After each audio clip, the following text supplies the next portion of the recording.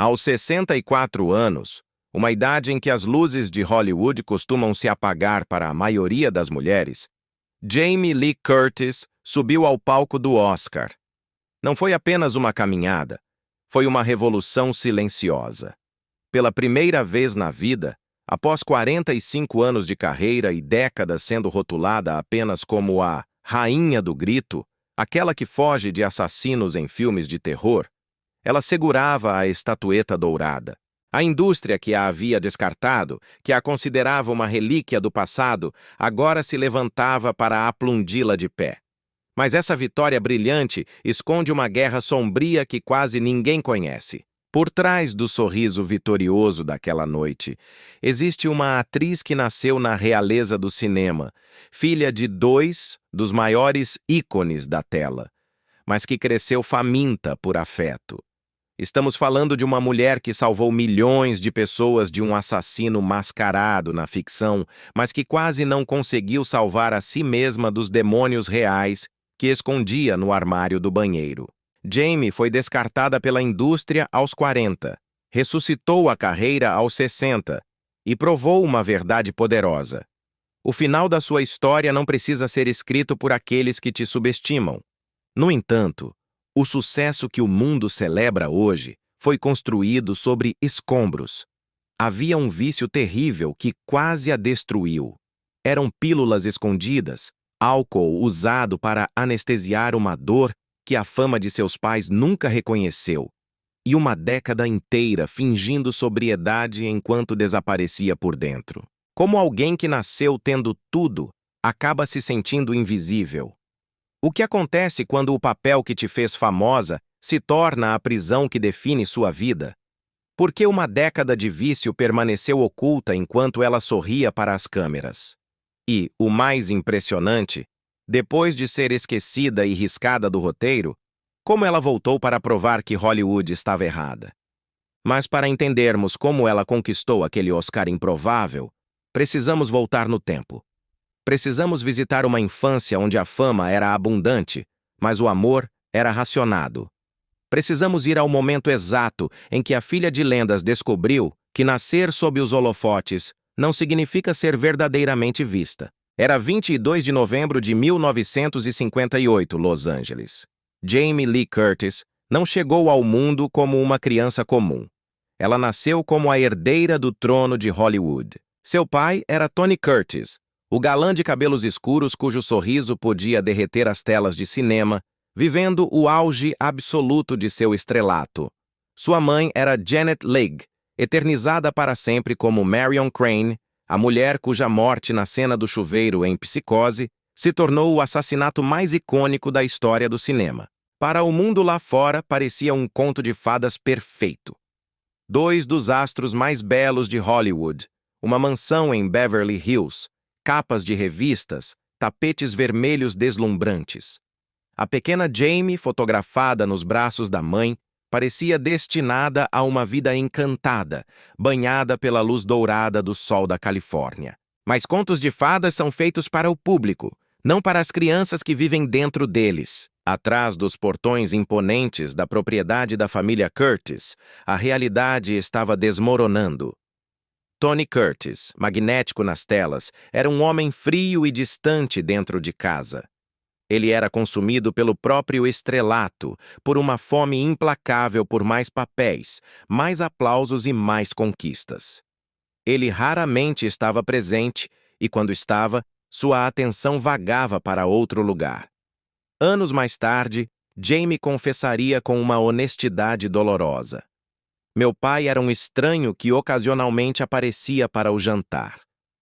Janet Leigh, apesar de toda sua elegância e talento, vivia presa em sua própria gaiola dourada. A pressão brutal para manter a beleza, a relevância e a ilusão de um casamento perfeito deixava pouco espaço para o trabalho difícil e sem glamour da maternidade. Ela amava suas filhas, Jamie e sua irmã mais velha, Kelly. Mas esse amor era entregue em doses cuidadosamente medidas, polidas e contidas, assim como tudo em suas vidas públicas. Jamie cresceu cercada pela fama, mas morrendo de fome por atenção. Os estúdios de cinema se tornaram seus parques de diversão, mas eram lugares solitários. Enquanto outras crianças brincavam com amigos, ela vagava pelos cenários, observando estranhos fingirem ser famílias mais amorosas do que a sua. Aprendi cedo, ela admitiria depois, que a performance era mais valorizada do que a presença. E então veio o golpe devastador. Em 1962, quando Jamie tinha apenas 4 anos, seus pais se divorciaram. As manchetes gritavam escândalo. Tony Curtis havia se apaixonado por uma atriz mais jovem, Christine Kaufman, abandonando Janet e as filhas por uma versão mais nova e brilhante do amor. Para a pequena Jamie, o divórcio não foi apenas o fim do casamento de seus pais. Foi o fim de qualquer ilusão de que ela realmente importava. A custódia foi dividida. Os fins de semana com o pai tornaram-se exercícios de estranheza. Eram visitas onde as novas esposas de Tony, e haveria muitas, sorriam educadamente, mas nunca haviam de verdade. Sua mãe, enquanto isso, recuou para o trabalho, vestindo a armadura da independência, deixando Jamie e Kelly navegarem pela infância praticamente sozinhas. Anos depois, Jamie descreveria esses tempos com uma clareza devastadora. Eu era filha de estrelas de cinema, mas me sentia invisível. Eu tinha tudo, exceto a única coisa que eu mais precisava: ser vista. No final da adolescência, Jamie Lee Curtis estava em uma encruzilhada. Ela poderia rejeitar Hollywood inteiramente, fugir da sombra gigantesca do legado de seus pais e construir uma vida longe das câmeras e das comparações. Mas o destino, ou talvez a necessidade desesperada de ser notada, tinha outros planos. Diante daquela encruzilhada, Jamie Lee Curtis tomou a decisão mais corajosa e perigosa possível. Ela escolheu entrar na própria indústria que havia moldado e, ao mesmo tempo, ferido sua família. Ela decidiu provar que era muito mais do que apenas a filha do Tony e da Janet. Mas Hollywood, como uma fera que fareja em segurança, não teve piedade. Seus primeiros passos na atuação foram recebidos com um ceticismo brutal. Diretores de elenco liam seu sobrenome antes mesmo de olharem para o seu rosto. As comparações eram imediatas e cruéis. Certa vez, um diretor disse a ela sem rodeios, com a frieza típica de quem vê pessoas como produtos: "Você é bonita, mas não é a sua mãe." Jamie não possuía a beleza delicada e intocável de Janet Leigh, nem o carisma fácil e malandro de Tony Curtis. Ela era algo diferente. Havia nela uma crueza, uma energia andrógina e real, que, aos olhos viciados em perfeição de Hollywood, a tornava menor. Ela vivia de migalhas. Papéis pequenos na televisão, uma aparição aqui, uma personagem esquecível ali. Nada que acendesse a chama do reconhecimento, nada que parecesse realmente seu. O peso de ter nascido na realeza do cinema, que deveria abrir todas as portas, transformou-se em um teto de vidro impenetrável. Ela era famosa demais para ser ignorada, mas não boa o suficiente para ser desejada. Então, em 1978, o destino girou a roleta. Um diretor jovem e desconhecido chamado John Carpenter estava escalando o elenco para um filme de terror de baixíssimo orçamento. O roteiro era simples, quase rudimentar. Um assassino mascarado persegue uma babá na noite de Halloween. O orçamento era risível, apenas $300 mil. Nenhum grande estúdio quis bancar, nenhuma estrela quis participar. Por todas as métricas lógicas, era um projeto destinado ao fracasso e ao esquecimento. Mas Carpenter viu em Jamie algo que todos os outros haviam perdido. Ele não viu o pedigree, não viu o nome famoso. Ele viu uma presença crua, não polida. Ele viu uma vulnerabilidade misturada com força, uma qualidade de mulher comum que faria o público acreditar que ela poderia ser sua vizinha, sua irmã, ou até mesmo eles próprios. Jamie Lee Curtis se tornou Laurie Strode. Halloween foi filmado em apenas 21 dias frenéticos. Pelo trabalho, Jamie recebeu $8 mil, uma quantia tão pequena que mal pagava as contas. Ela não fazia ideia, nenhum deles fazia, de que estavam criando um fenômeno cultural. Quando o filme estreou em outubro de 1978, foi como uma detonação nuclear na cultura pop. Contra seu orçamento minúsculo, o filme arrecadou mais de 70 milhões de dólares ao redor do mundo, tornando-se um dos filmes independentes mais lucrativos da história. Da noite para o dia, Jamie Lee Curtis deixou de ser apenas a filha de. Ela era a Scream Queen, a rainha do grito, a Final Girl, a babá que sobreviveu. Mas a sobrevivência na tela cobraria um preço alto fora dela. O sucesso de Halloween deveria ter sido sua carta de alforria, sua libertação. Em vez disso, tornou-se uma nova e sofisticada prisão.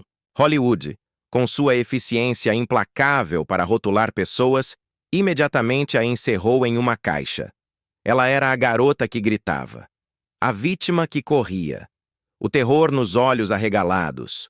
Ofertas de trabalho choviam, mas eram todas idênticas. Filmes de terror, sequências de assassinos, suspenses de categoria B, o trem do terror, a bruma assassina, o baile de formatura. Ela trabalhava sem parar, mas estava presa. Os críticos a descartavam com o rótulo de Scream Queen, um título que pingava condescendência. Isso implicava que ela era descartável, substituível, uma novidade passageira em vez de uma atriz séria. A sombra do legado de seus pais, da qual ela pensou ter escapado, foi substituída por uma sombra diferente, mas igualmente longa. A sombra da faca de Michael Myers. Jamie tentou lutar. Aceitou papéis em comédias como em Trocando as Bolas ao lado de Eddie Murphy, onde provou que podia ser engraçada, sexy e afiada.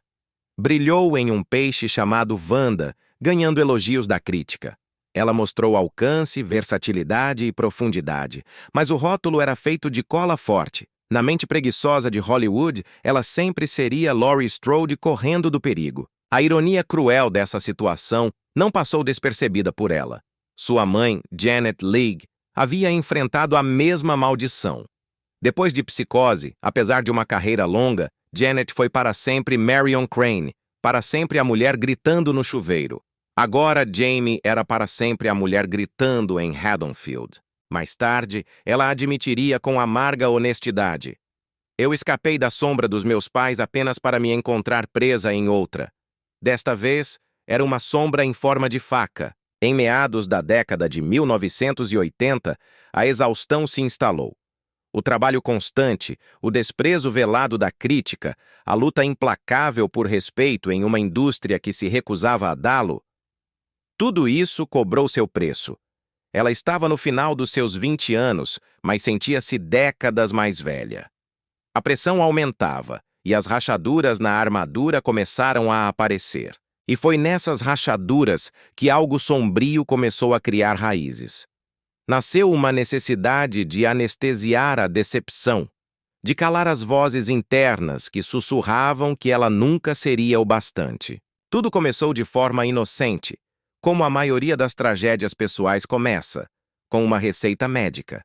Após uma pequena cirurgia plástica para corrigir algo que um cinegrafista havia criticado em seu rosto, o médico lhe receitou analgésicos, Vicodin, apenas para gerenciar o desconforto por alguns dias, disse ele. Tome conforme necessário. Jamie tomou, e então ela continuou tomando. No início, foi um alívio divino. As pílulas não apenas anestesiavam a dor física da cirurgia, elas silenciavam algo muito mais profundo. Elas acalmavam a ansiedade implacável das audições onde ela era julgada antes de falar. Elas abafavam a solidão de uma infância negligenciada que ainda vivia dentro dela. Mas o vício, assim como o assassino mascarado de seus filmes, nunca permanece pequeno por muito tempo. A rainha do grito estava prestes a enfrentar um horror muito mais aterrorizante do que qualquer roteiro poderia imaginar. Um monstro invisível que ameaçava destruí-la silenciosamente, antes mesmo que ela tivesse a chance de descobrir quem ela realmente era. A exaustão não vinha apenas das filmagens, vinha da alma. Jamie estava cansada de ser reduzida a gritos estridentes quando tudo o que ela queria era ser vista como uma artista real. A solidão de uma infância que a fama havia roubado colidia agora com uma carreira que a fama havia aprisionado. A matemática do vício é cruel e simples. Uma pílula virou duas, duas viraram 4. Dias se transformaram em semanas, semanas sangraram em meses. No final da década de 1980, Jamie Lee Curtis, a celebrada Rainha do Grito de Hollywood, havia se tornado uma especialista em esconderijos. Frascos de remédios eram ocultados nos fundos dos armários do banheiro, nos bolsos secretos de bolsas de grife, em lugares onde ninguém pensaria em procurar. Em 1984, ela havia se casado com Christopher Guest, um homem que parecia oferecer o antídoto perfeito para o caos de sua vida. Músico e cineasta talentoso, Guest vinha de sua própria linhagem aristocrática. Ele era literalmente um barão britânico.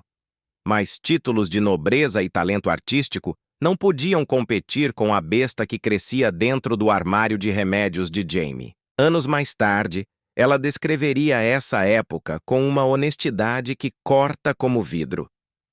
Eu era uma viciada funcional. Eu aparecia para trabalhar. Eu sorria para as câmeras. Eu interpretava o papel de atriz de sucesso. Mas por dentro, eu estava desaparecendo. As pílulas consumiam cada pensamento seu. Quantas restavam? Onde conseguir mais? Qual desculpa funcionaria com o próximo médico? Ela se tornou uma manipuladora exímia, fazendo um rodízio entre farmácias, inventando dores fantasmas, aperfeiçoando a atuação do sofrimento físico para mascarar o vazio existencial. A ironia era devastadora. A mulher que construiu uma fortuna com gritos autênticos de terror nas telas estava agora performando um tipo diferente de terror. Um terror mudo, escondido atrás de um sorriso de tapete vermelho. Logo, o álcool se juntou às pílulas. O vinho no jantar tornou-se vinho no almoço. Tornou-se vodka escondida em garrafas de água mineral. Ela não era o tipo de alcoólatra que caía pelas ruas. Ela era controlada demais para isso, consciente demais da performance exigida por seu sobrenome. Mas ela estava anestesiada, flutuando através de uma vida que parecia cada vez menos real. Seu trabalho começou a sofrer de maneiras que, inicialmente, só ela percebia. As linhas do roteiro demoravam mais para serem memorizadas. Sua concentração fraturava. A inteligência afiada e o timing cômico brilhante que a tornaram uma estrela em comédias começaram a ficar lentos, pesados. Ela sabia que estava se perdendo, mas parar parecia impossível.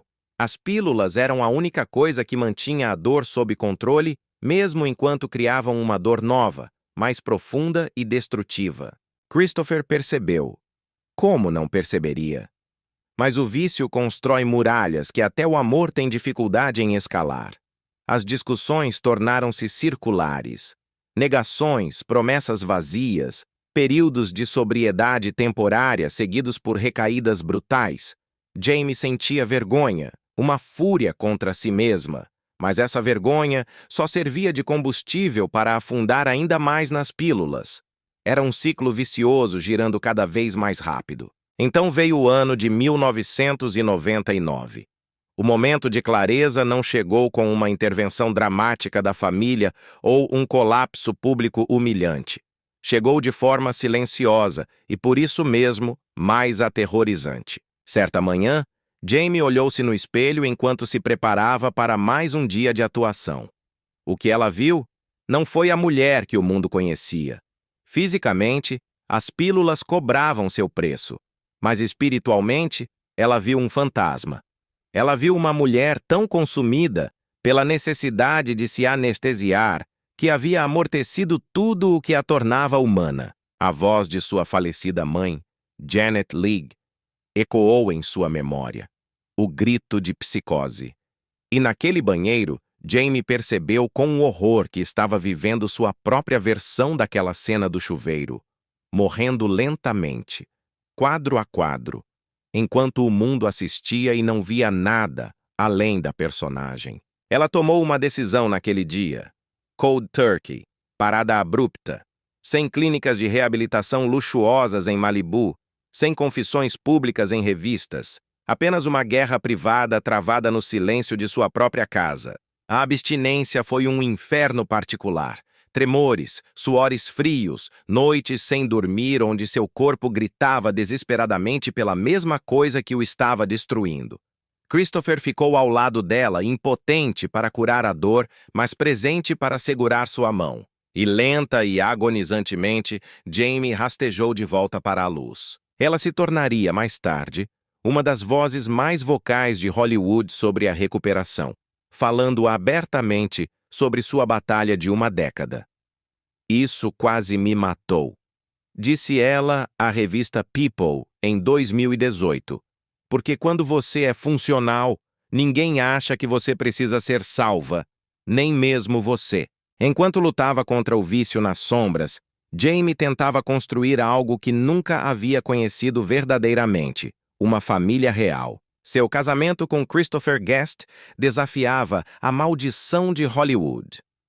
Onde a união de seus pais havia desmoronado sob a pressão da fama, a dela resistia. Guest era diferente dos homens que povoavam a indústria. Ele era mais quieto, introspectivo, feliz em existir fora do brilho cegante dos holofotes. Ele dirigia documentários cultuados como This is Spinal Tap, filmes que celebravam os estranhos e os desajustados. Talvez por isso ele entendesse Jamie, uma mulher que sempre se sentiu uma desajustada dentro de seu próprio legado. Mas o caminho para a maternidade foi marcado por corações partidos. Jamie lutou para conceber.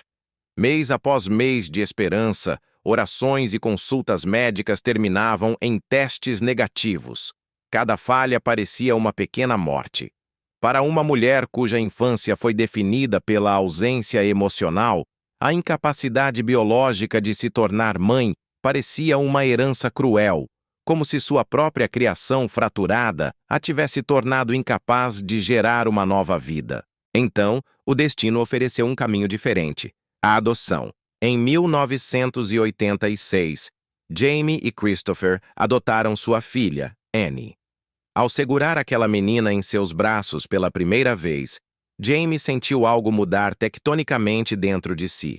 Essa criança não nasceria no caos da realeza de Hollywood da maneira que ela nasceu.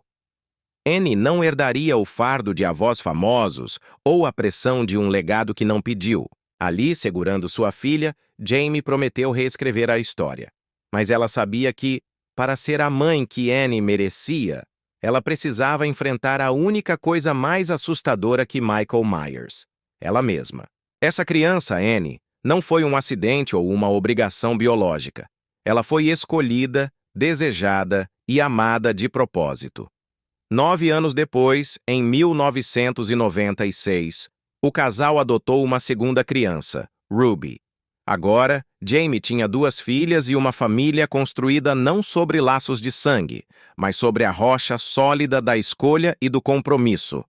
Era uma decisão consciente de quebrar ciclos geracionais e criar algo novo. Jamie mergulhou na maternidade com a mesma intensidade febril que trazia para tudo em sua vida. Mas, desta vez, a direção era oposta à de Hollywood. Ela deu um passo atrás na carreira, recusando papéis lucrativos para estar na plateia de peças escolares, na beira de campos de futebol e para conduzir rituais de hora de dormir que ela nunca teve. A mulher que, quando criança, morria de fome pela presença dos pais, tornou-se ferozmente, quase obsessivamente, presente para suas próprias filhas. Ela começou a escrever livros infantis, títulos como Tell Me Again About the Night I Was Born, Conte-me de novo sobre a noite em que nasci, e Today I Feel Silly, Hoje eu me sinto boba, tornaram-se sucessos. Eram histórias sobre emoções, identidade e as lutas de crescer. Mas, para quem olhava de perto, os livros eram ternos, honestos e claramente desenhados a partir de suas próprias feridas não cicatrizadas. Ao escrever aquelas páginas coloridas, Jamie não estava apenas educando Annie e Ruby. Ela estava sendo mãe da garotinha que ainda vivia dentro dela, a pequena Jamie, que nunca havia sido devidamente nutrida. Mesmo enquanto construía esse santuário familiar, as sombras ainda rondavam. No início dos anos 2000, as pílulas haviam desaparecido de sua vida. Mas a recuperação não é uma linha reta. É uma estrada sinuosa. Jamie frequentava reuniões de recuperação silenciosamente, anonimamente. Ela se sentava em porões de igrejas, em cadeiras de metal frio, ao lado de estranhos que não sabiam nada sobre Laurie Strode, Tony Curtis ou Janet Leigh. Ali, naquele círculo de confiança, ela era apenas Jamie, uma viciada em recuperação, lutando um dia de cada vez. E esse anonimato era por si só um tipo de cura. Suas filhas tornaram-se sua âncora. Quando as decepções na carreira doíam, quando o etarismo de Hollywood começava seu ataque inevitável contra sua aparência, ou quando os demônios do vício sussurravam tentações em seu ouvido, ela tinha algo muito mais valioso do que a fama pelo qual lutar. Ela tinha duas meninas que a chamavam de mãe, um título infinitamente mais significativo do que atriz vencedora do Oscar. Anos depois, ela diria com uma convicção feroz: "Minha sobriedade e minha família são as únicas coisas das quais realmente me orgulho. Todo o resto, os filmes, a fama, os prêmios, é apenas ruído comparado ao milagre de estar presente para meus filhos." Mas essa presença, esse milagre cuidadosamente construído, logo seria testado de maneiras que Jamie nunca imaginou. Por 25 anos, Jamie acreditou conhecer profundamente sua filha mais nova, Ruby, a bebê que adotaram em 1996. A pequena que cresceu e se tornou uma alma brilhante e criativa.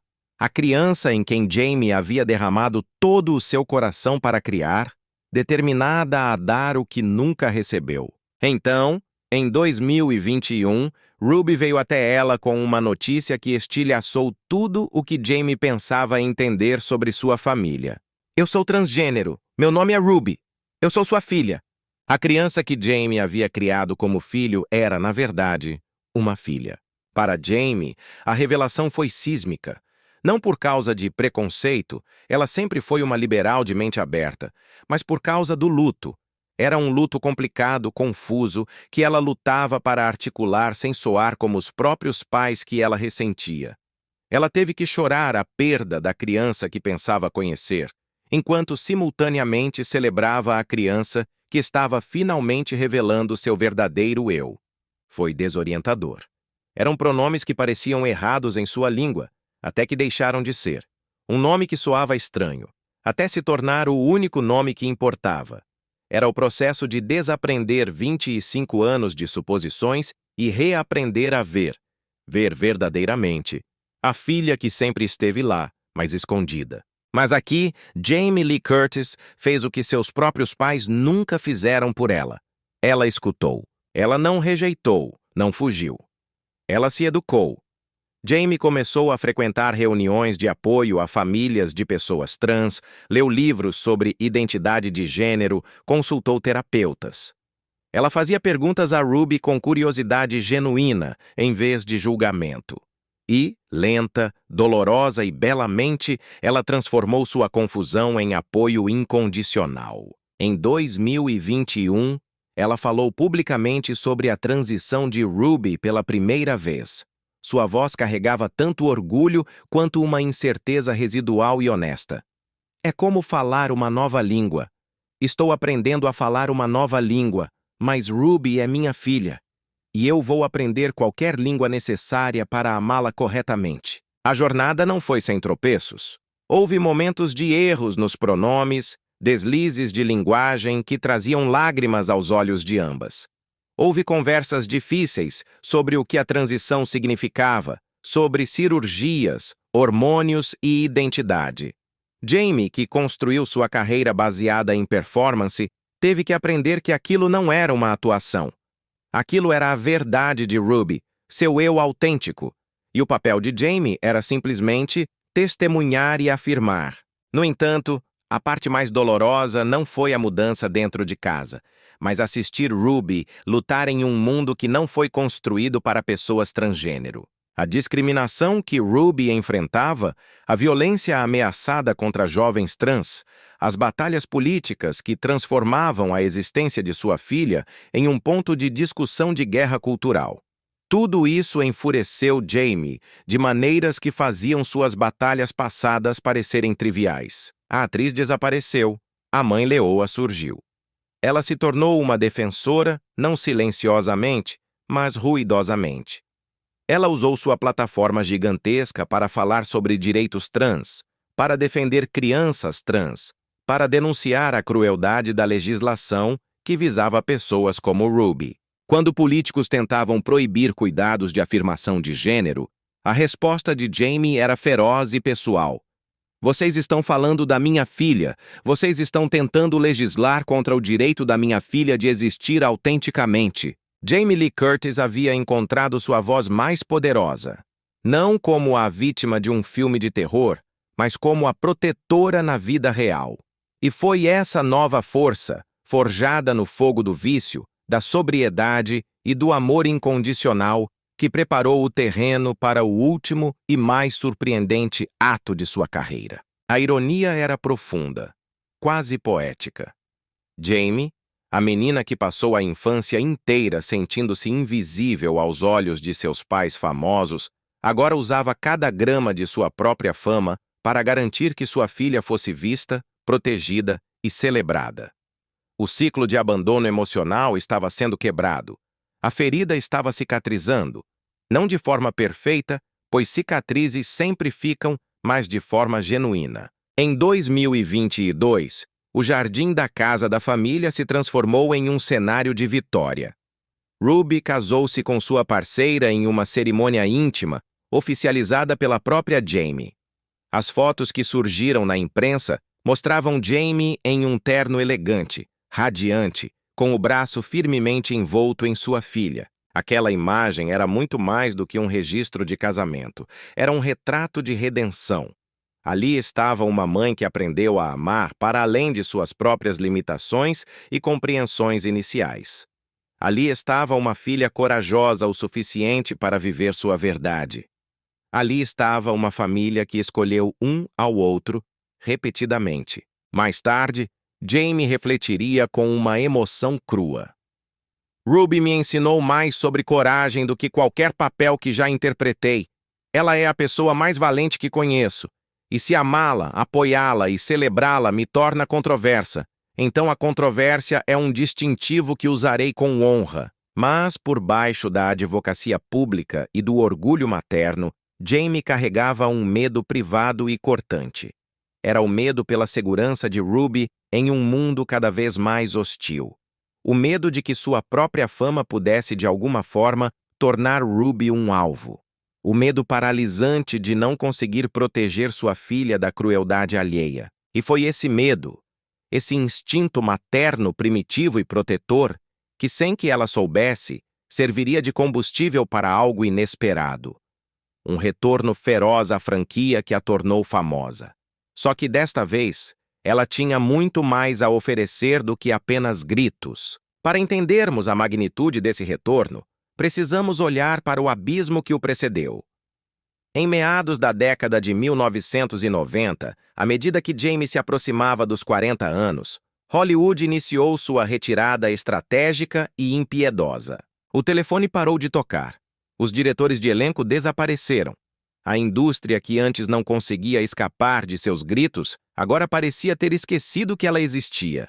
O etarismo em Hollywood é uma crueldade reservada especialmente para as mulheres. Os homens envelhecem e tornam-se distintos, experientes, galãs maduros. As mulheres envelhecem e tornam-se difíceis de escalar, passadas do ponto. Jamie, que lutou tanto para ser vista como mais do que uma Scream Queen, agora lutava apenas para ser vista, ponto final. Os papéis que chegavam eram humilhantes. A mãe de alguém, a esposa de alguém, figuras de fundo em histórias sobre atrizes mais jovens e comercializáveis. Não lhe ofereciam nada com profundidade, nada com complexidade, nada que reconhecesse que ela só havia se tornado mais afiada, mais engraçada e mais interessante com a idade. Então veio 1994 e com ele um milagre chamado James Cameron. Cameron, fresco do sucesso monumental de O Exterminador do Futuro 2, estava escalando True Lies, uma comédia de ação estrelada por Arnold Schwarzenegger. O papel era Helen Tasker, uma dona de casa entediada do subúrbio que descobre que seu marido é um espião internacional. O papel exigia alguém que pudesse transitar entre a comédia, a ação, a vulnerabilidade e a sexualidade. Cameron viu em Jamie o que Hollywood havia parado de ver: uma estrela. Jamie tinha 35 anos quando filmou a cena agora icônica do striptease. Dançando em uma lingerie preta, ela não tentou ser uma femme fatale perfeita. Ela foi desajeitada, humana e devastadoramente sexy. A cena tornou-se lendária não pela perfeição plástica, mas pela autenticidade. Jamie fez o nervosismo de Helen, suas tentativas atrapalhadas de sedução e sua queda literal no meio da dança parecerem dolorosamente reais e identificáveis. True Lies arrecadou mais de 365 milhões de dólares em todo o mundo. Provou que Jamie podia carregar um blockbuster nas costas. Ela ganhou um Globo de Ouro.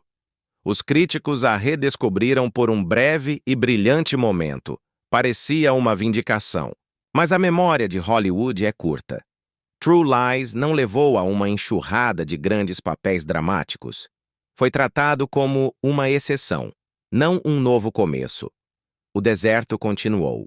A travessia pelo deserto seguiu pelo final dos anos 90 e início dos 2000. Jamie trabalhava constantemente. Televisão, filmes independentes, seus livros infantis, mas o estrelato parecia uma memória distante. Então, em 2003, outro milagre. Sexta-feira Muito Louca, Freaky Friday. Era uma comédia de troca de corpos da Disney, onde Jamie interpretava uma mãe rígida que troca de lugar com sua filha adolescente rebelde, vivida por uma jovem Lindsay Lohan. O filme poderia ter sido uma bobagem descartável de sessão da tarde.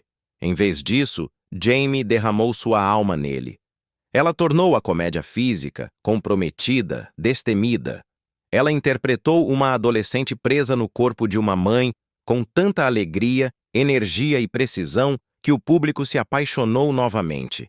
Ela tocou guitarra, gritou, chorou e fez rir. O filme arrecadou 160 milhões de dólares e lembrou a indústria porque, um dia, eles não conseguiam desviar o olhar de Jamie Lee Curtis. Outra indicação ao Globo de Ouro. O filme virou um clássico cult, mas, novamente, o impulso não se sustentou. Alguns anos bons e depois de volta às margens. Na década de 2010, Jamie estava em seus 50 e 60 anos. Uma idade em que Hollywood tipicamente descarta as mulheres por completo. Ela trabalhava quando podia, defendia as causas em que acreditava, criava suas filhas, frequentava suas reuniões de recuperação. Ela havia feito as pazes com uma ideia amarga. Seu maior trabalho provavelmente estava no passado. Laurie Strode, Helen Tasker e a Tess Coleman de Sexta-feira. Muito louca seriam os papéis pelos quais ela seria lembrada. E tudo bem.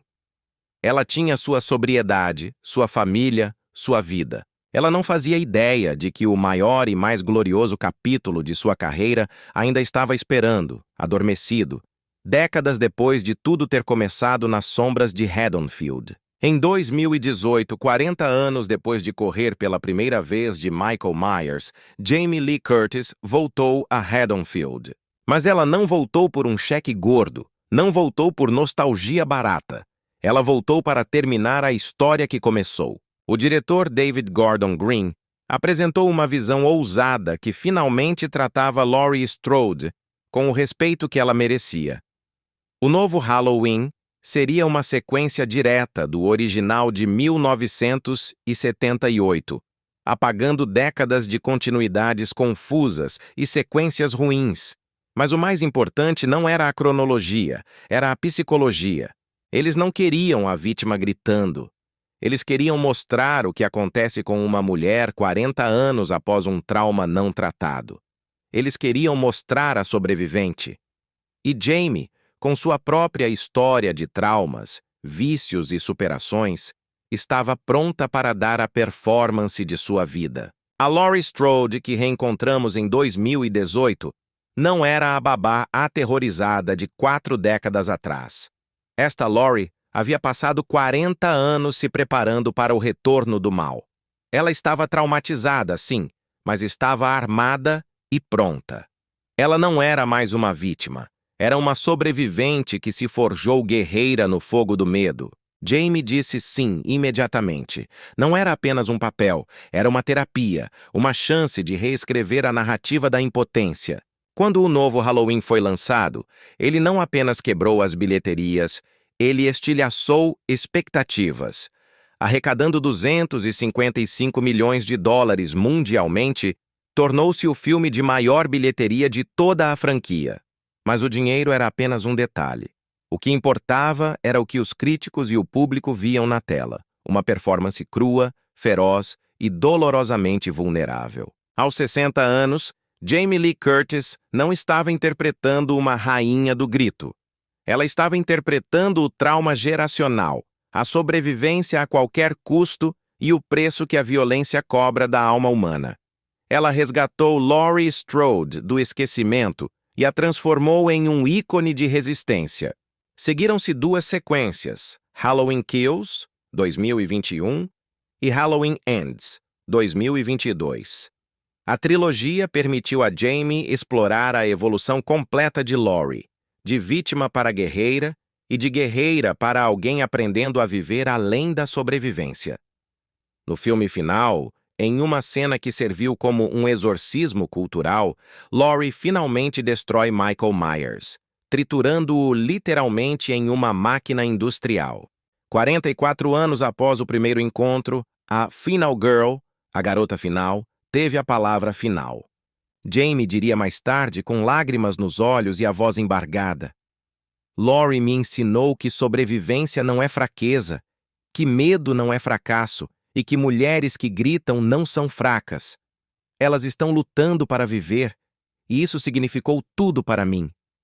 Mas, mesmo enquanto ela dizia adeus a Laurie Strode, o universo preparava um presente final, uma validação suprema que faria cada triunfo anterior parecer pequeno. Em 2022, aos 63 anos, uma idade em que a maioria das atrizes é relegada a papéis de avós simpáticas ou desaparece completamente do radar impiedoso de Hollywood, Jamie Lee Curtis recebeu um roteiro que não fazia o menor sentido. O filme chamava-se Tudo em Todo o Lugar ao Mesmo Tempo. Era uma mistura insana de ficção científica, multiverso, artes marciais, comédia e drama familiar, focado em uma proprietária de lavanderia sino-americana que descobre poder acessar as vidas de suas versões alternativas em infinitos universos. Ofereceram a Jamie o papel de Deirdre Belberdre, uma auditora da Receita Federal rabugenta, com uma barriga proeminente e roupas amarelas desajeitadas. Em um universo, ela era a inimiga burocrática. Em outro, ela tinha salsichas no lugar dos dedos. Em outro, era uma amante sensível. No papel era absurdo. Na execução foi genial. Os diretores, Daniel Kwan e Daniel Scheinert, conhecidos coletivamente como os Daniels, escreveram Deirdre especificamente para Jamie. Eles viram nela algo que Hollywood passou décadas ignorando.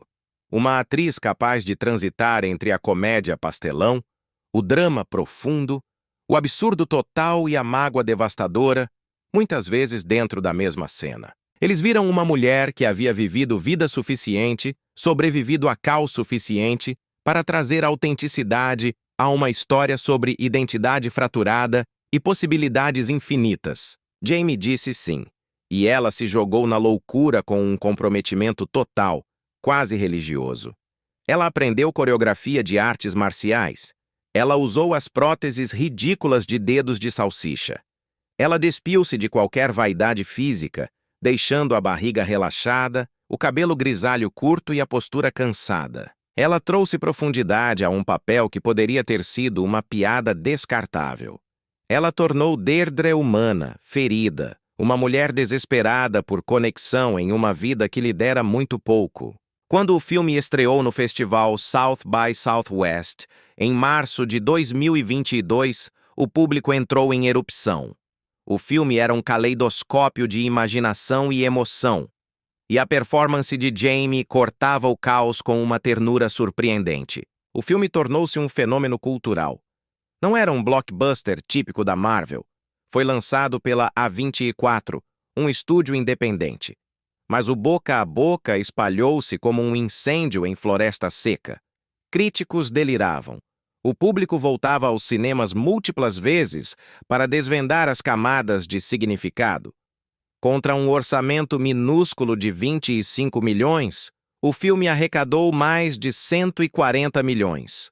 Mas, mais importante do que os números, o filme tocou uma ferida aberta na sociedade. Era sobre uma mãe imigrante lutando para se conectar com sua família. Era sobre encontrar significado no meio do barulho.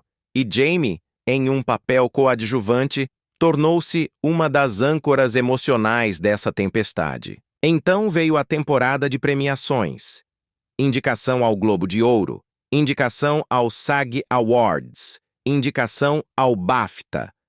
E então, o que mais importava, a indicação ao Oscar de Melhor Atriz Coadjuvante. Jamie Lee Curtis, 64 anos de idade, 45 anos de carreira, foi indicada ao seu primeiro Oscar. A Rainha do Grito. A atriz que críticos elitistas descartaram como apenas terror. A mulher que lutou contra o vício em segredo, criou suas filhas, sobreviveu ao etarismo e à crueldade de uma indústria que tentou apagá-la, estava finalmente sendo reconhecida pela Academia. Em 12 de março de 2023, Jamie sentou-se no Dolby Theatre para a 95ª cerimônia do Oscar. Seu marido Christopher estava ao seu lado, suas filhas estavam na plateia. Quando sua categoria foi anunciada e seu nome foi lido como a vencedora, ela se levantou em choque visível, cobrindo a boca com as mãos. Caminhando até o palco, ela agarrou a estatueta dourada como se fosse uma boia salva-vidas em mar aberto. Seu discurso não foi polido nem ensaiado. Foi cru, emotivo, mal articulado em alguns momentos e devastadoramente honesto. "Eu sei que parece que estou aqui em cima sozinha", disse ela, sua voz tremendo e quebrando. "Mas eu não estou. Eu sou centenas de pessoas. Eu acabei de ganhar um Oscar." Ela agradeceu aos Daniels, agradeceu à sua família, agradeceu a todos que compraram ingressos para os filmes de terror que a sustentaram por décadas. E então, ela olhou para cima, para o teto do teatro, e invocou os fantasmas que a acompanharam a vida toda. "A minha mãe e ao meu pai", disse ela, chorando abertamente, lembrando de Tony Curtis e Janet Leigh, duas lendas que foram indicadas, mas nunca ganharam a estatueta. "Eles foram indicados em diferentes categorias. Eu acabei de ganhar um Oscar." Naquele momento, a garotinha que vagava pelos estúdios buscando atenção, a adolescente que se sentia invisível, a mulher que escondia pílulas no banheiro para suportar a dor de viver, todas elas desapareceram. O que restou no palco foi uma mulher completa. Jamie Lee Curtis não ganhou apenas um prêmio naquela noite. Ela ganhou a sua própria história. Ela provou que não importa o quão fundo você caia ou quanto tempo você passe gritando no escuro. Se você tiver coragem de enfrentar seus demônios e abraçar quem você realmente é, nunca é tarde demais para ser vista. E desta vez, o mundo inteiro estava aplaudindo. Não a filha de alguém, não a vítima, mas a vitoriosa. Ainda no palco do Dolby Theatre, segurando a estatueta que parecia pesar tanto quanto a sua história, Jamie agradeceu a todos que a sustentaram em uma carreira que foi tudo, menos fácil. E então, ela disse algo que fez milhões de pessoas ao redor do mundo chorarem em frente às suas televisões. Ela não falou para a academia, ela falou para os esquecidos.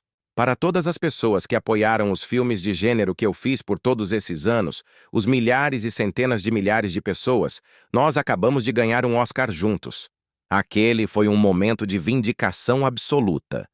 Não apenas para Jamie, mas para todos que já foram descartados, ignorados ou informados de que não eram bons o suficiente. Foi uma vitória para cada Scream Queen que gritou no escuro, para cada ator de filme de terror, para cada pessoa julgada pelo trabalho que fazia em vez da arte que trazia para ele. Aos 64 anos, Jamie Lee Curtis havia realizado o impossível. Ela escalou de volta ao topo de uma indústria famosa por descartar mulheres como se fossem produtos com data de validade. Ela provou que carreiras não precisam morrer aos 40 anos, que a relevância não é refém da juventude, que talento, persistência e, acima de tudo, autenticidade podem sobreviver a qualquer obstáculo que Hollywood coloque no caminho. A rainha do grito tornou-se uma vencedora do Oscar. E a menina que cresceu invisível tornou-se finalmente impossível de ignorar. Hoje, aos 65 anos, Jamie Lee Curtis vive uma realidade que seria inimaginável para aquela jovem mulher que escondia pílulas em armários de banheiro, ou para a criança faminta pela atenção dos pais. Ela acorda todas as manhãs na mesma casa em que vive há décadas. É uma residência modesta para os padrões de Hollywood, especialmente para alguém com um patrimônio estimado em 60 milhões de dólares. Não há complexos imensos cercados de muros, nem frotas de carros de luxo na garagem.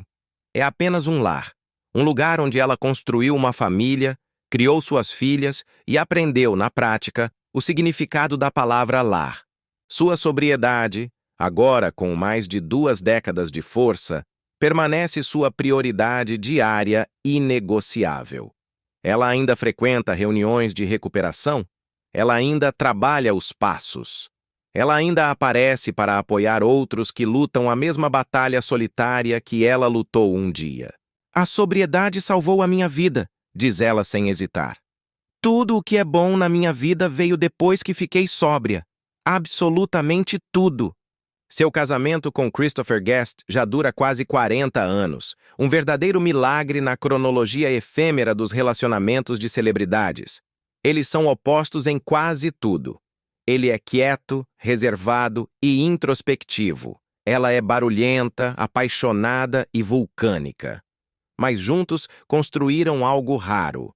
Uma parceria baseada no respeito mútuo e no compromisso compartilhado de deixar o outro ser plenamente quem é. Suas filhas já são adultas. Annie, a mais velha, trabalha como instrutora de dança, vivendo uma vida deliberadamente fora dos holofotes. E Ruby, sua filha mais nova, é casada e prospera, vivendo autenticamente como a mulher que sempre foi. Jamie fala delas com um orgulho feroz, não por suas conquistas profissionais, mas simplesmente por quem são. Minhas filhas me ensinaram a amar incondicionalmente, disse Jamie em uma entrevista recente. Elas me ensinaram que o amor não é sobre controle ou expectativas. É sobre testemunhar a verdade de alguém e celebrá-la, mesmo quando é diferente do que você imaginou. Profissionalmente, ela continua a trabalhar, mas agora dita as próprias regras. Não há mais desespero por validação, nem a corrida frenética atrás de papéis. Ela escolhe projetos que a interessam, que a desafiam e que se alinham com seus valores. Ela se tornou uma voz potente contra o etarismo em Hollywood, denunciando a maneira como as mulheres são descartadas e exigindo papéis mais complexos para atrizes acima dos 40. Paralelamente, escreve livros infantis que exploram emoções, identidade e autoaceitação. Cada livro é, claramente, uma carta de amor para a criança que ela foi e para todas as crianças que se sentem invisíveis. Jamie transformou sua fama em ativismo. Ela fala alto sobre recuperação de vícios, direitos LGBTQ+, e questões femininas. Quando políticos atacam a juventude transgênero, Jamie não fica em silêncio. Ela ruge. Quando Hollywood perpetua padrões de beleza inatingíveis, ela aponta o dedo. Ela usa sua plataforma não para autopromoção, mas para defesa. Seu Oscar descansa em uma prateleira em sua casa, um lembrete dourado de que a paciência e a recusa em desistir podem levar a momentos de magia, mas ela é cristalina sobre o que realmente tem valor. O Oscar é maravilhoso, mas é apenas uma estátua. Minha sobriedade, minha família, minha autenticidade, esses são meus verdadeiros troféus. Fisicamente, ela abraçou o envelhecimento de uma maneira que Hollywood raramente permite. Chega de cirurgias, chega de filtros, chega de fingir ser mais jovem do que é. Ela posta fotos no Instagram exibindo seus cabelos grisalhos, suas rugas, seu corpo real. Isto é o que 65 anos parecem, declara ela desafiadoramente. E eu tenho orgulho de cada linha, cada cicatriz, cada marca de sobrevivência. Atualmente, ela trabalha em Suas Memórias, um projeto que aborda com a mesma honestidade brutal que traz para tudo. O livro promete contar a verdade sobre sua infância, seu vício, sua carreira e sua família. Sem higienização, sem performance. Apenas a bagunça crua, complicada e bela de uma vida plenamente vivida. Quando perguntam qual ela quer que seja seu legado, Jamie não hesita. Quero que as pessoas saibam que nunca é tarde demais. Que você pode sobreviver ao que parece insuportável. Que seus erros não definem você.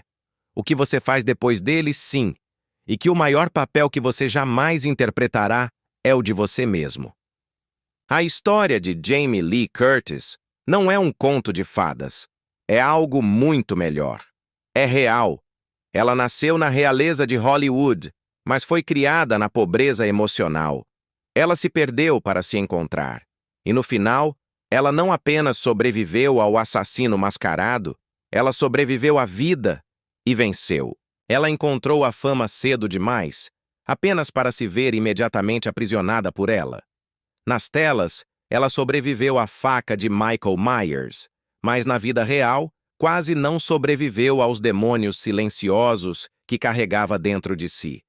Ela foi dispensada, rotulada, esquecida e informada, com todas as letras, de que seu tempo havia acabado. E, no entanto, aqui está ela, uma vencedora do Oscar aos 64 anos. Jamie Lee Curtis não é apenas uma atriz premiada. Ela é uma mulher que redefiniu o que significa envelhecer em Hollywood, recusando-se a desaparecer quando as rugas apareceram. Ela é uma mãe que aprendeu a amar para além das próprias feridas, curando o passado ao abraçar o futuro de suas filhas. Ela é uma viciada em recuperação que transformou sua maior vergonha em sua maior força blindada. Ela é a eterna Scream Queen, que provou que gritar, sobreviver e revidar não são sinais de fraqueza. São as coisas mais poderosas que uma mulher pode fazer. A jornada de Jamie oferece algo que Hollywood raramente produz: esperança. Mas não estamos falando daquela esperança barata, fácil, de final de novela ou comercial de margarina. Estamos falando do tipo de esperança difícil, suja de terra, conquistada através de quedas, fracassos e da teimosia de se levantar mesmo quando as pernas tremem. Para a jovem atriz que ouve hoje que não é bonita o suficiente, não é talentosa o suficiente, ou não é o tipo certo de suficiente, o Oscar de Jamie é a prova viva de que a palavra suficiente é uma mentira projetada para te quebrar.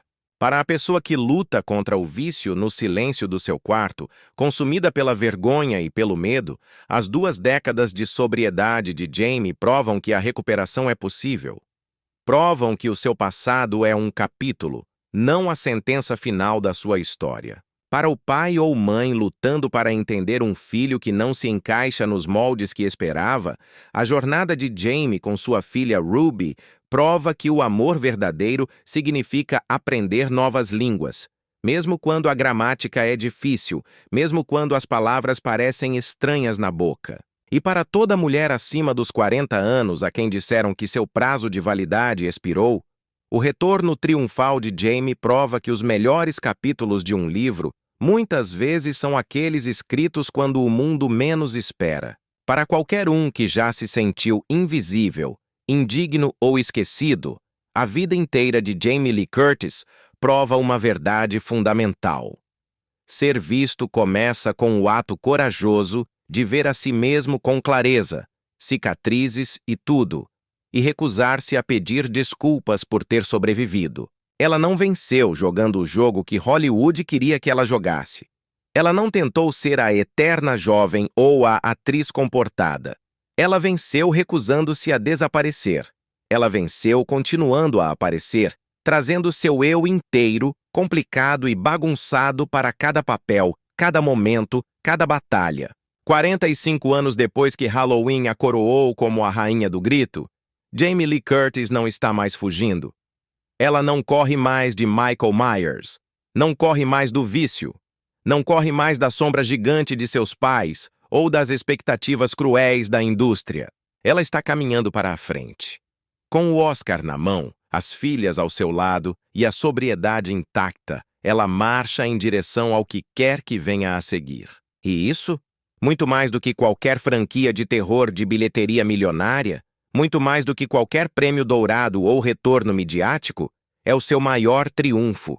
Não o fato de que ela sobreviveu, mas como ela sobreviveu, com honestidade, com luta e com uma graça conquistada através do ciclo eterno de cair e levantar de novo. O grito de terror finalmente se transformou em um grito de vitória. Agora, caro leitor, a história dela se volta para você. O que você levará da jornada de Jamie Lee Curtis? Que nunca é tarde demais para transformar sua vida, não importa o quão fundo você esteja no poço. Que a sobrevivência é apenas o primeiro degrau, mas viver autenticamente é a verdadeira vitória. Que nossas feridas, se permitirmos, podem se tornar nossas maiores professoras. Jamie Lee Curtis passou 45 anos provando que a mulher que tentaram definir, rotular e diminuir não podia ser contida por ninguém além de si mesma. Pois em cada grito, em cada cicatriz exposta, em cada momento de sobrevivência, ela nos mostrou a verdade suprema. O maior legado que podemos deixar não é a perfeição, é a persistência. Persistência, persistência, persistência, persistência.